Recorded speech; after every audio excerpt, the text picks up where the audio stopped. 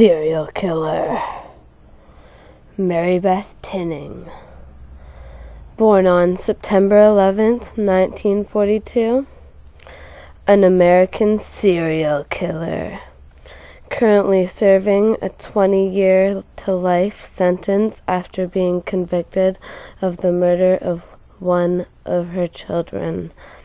Her case is held to be one of the most extreme cases of Munchausen syndrome by proxy.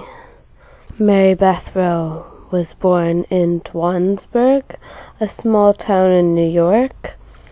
She and her younger brother both attended Dwansburg High School, where she was an average student.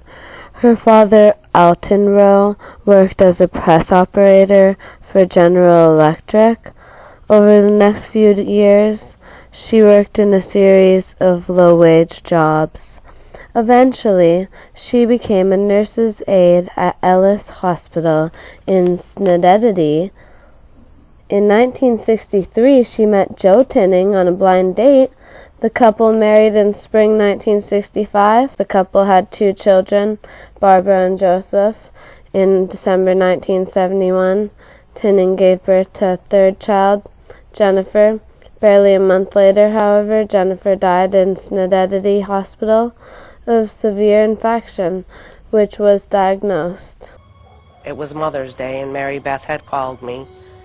She said to me, "Today, Joe and I are going to the cemetery. Would you like to go?" And when we got there, I sort of started counting the graves. It just really upset me. And of course, she gets down on the ground. She was clearing, the grass and making sure all the names were clear. And I had said to her, "Mary Beth, God bless you after losing this many children. And you're still sane." I just couldn't imagine myself going through something like that.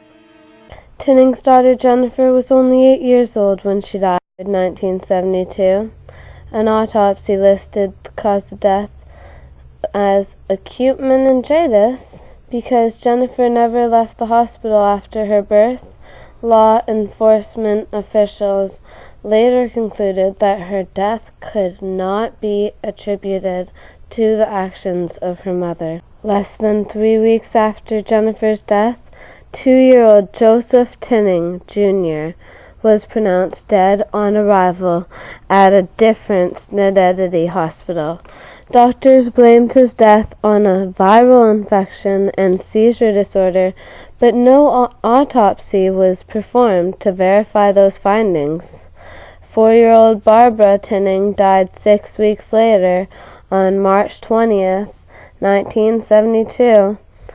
The autopsy surgeons, lacking an obvious cause of death, attributed her death to cardiac arrest.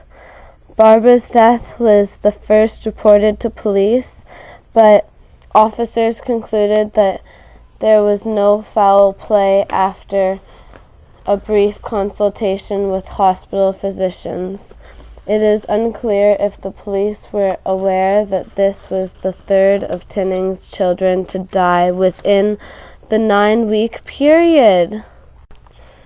Tinning gave birth to a son, Timothy, and when he was 2 weeks old, he was brought to the same hospital where Joseph Jr. and Jennifer had died. Timothy died at the hospital yet again. The physicians seemingly ignored Tinning's history. Because they were unable to determine a cause of death, they were attributed it to sudden infant death syndrome. In September of 1975, Nathan Tinning died at the age of 5 months. An autopsy listed the cause of death as pulmonary edema. In February 1979, Mary Tinning died at the age of 2.5. Doctors again attributed the cause of death to sudden infant death syndrome. After the death of Mary, the deaths occurred on an annual basis. 3-month-old Jonathan died in March of 1980, but this time doctors failed to determine the cause of death. In August of 1981, the Tinnings brought 3-year-old Michael Tinning, who was still in the process of being adopted, to the hospital. He too died. Though doctors viewed the death as suspicious, they still listed the cause of death as bronchial pneumonia. In December of 1985, 3-month-old Tammy Lynn Tinning was found unconscious in bed with blood stains on her pillow. She too died on the local hospital. Incredibly, hospital physicians again listed the cause of death as sudden infant death syndrome.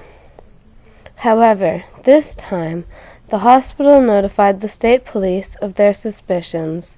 2 months later, police arrested Mary Beth Tinning. During her interrogation, she confessed to smothering Tammy Lynn with a pillow because her daughter was fussing and crying. While in custody, Tinning also confessed to murdering Timothy and Nathan, but denied harming any of the other deceased children. She told police she had smothered the 2 boys because she was not a good mother. In July of 1987, a jury convicted Tinning of second-degree murder in the killing of Tammy Lynn. She was sentenced to 20 years in prison. I received a telephone call from the chief of police of Schenectady, New York.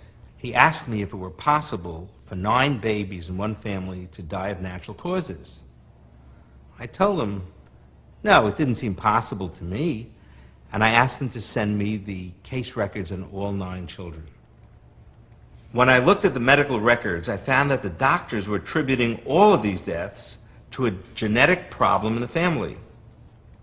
When children with genetic disease die, they die slowly. They get symptoms, they get sick. They don't die like putting out a light bulb. They die more like a fan that gradually comes to a stop. Natural death is a process. It isn't unexpected and sudden usually. In addition, there was an adopted baby, Michael, nothing genetically the same as the parents. And suddenly, at 3 years of age, that baby died under similar circumstances as the other children. The concept that the cause of death was inherited was clearly wrong. The other thing I noted was that the only person with the babies when they died was the mother. One baby, Nathan, died in the car on the way to the hospital. Many of the babies were blue when they were seen at the hospital. If a baby is blue, it's not SIDS. SIDS babies look perfectly healthy. When a baby that's been previously healthy turns blue and then dies, it means there's some kind of obstruction to their ability to breathe, some kind of suffocation. I told the police that the Tinning children had died of homicidal asphyxia. After 14 years and 9 deaths, the police finally had enough evidence to confront Mary Beth Tinning. They brought her in for questioning. She said, I didn't do it. I didn't do it. I didn't do it. She denied it. And then finding, when I confronted her that we had medical evidence that it was a homicide, that enough children had died as a result of what she had been doing, she said, I killed my children.